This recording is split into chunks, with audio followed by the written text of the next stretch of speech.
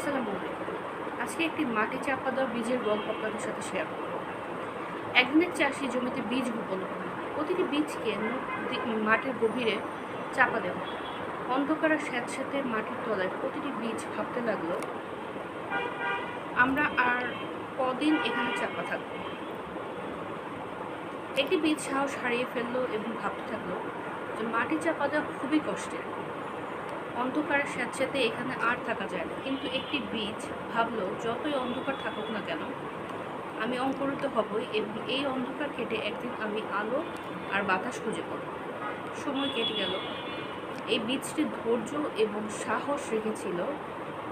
সে ধীরে ধীরে অঙ্কুরিত হলো।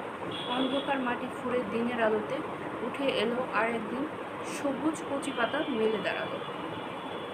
যে বীজটি সাহস হারিয়েছিল সেটি আর অঙ্কুরিত হওয়ার ক্ষমতা থাকলো না। স্যাঁতস্যাঁতে আর অন্ধকার মাটিতে সেটির অস্তিত্ব মিশে গেল। আসলে এখান থেকে আমরা কী শিক্ষা পাই? এখান থেকে আমরা শিক্ষা পাই, জীবনে যতই অন্ধকার আর কষ্ট আসুক না কেন, সাহস আর ধৈর্য হারাবে না। অন্ধকার কেটে আলোর আগমন একদিন না একদিন ঘটবে।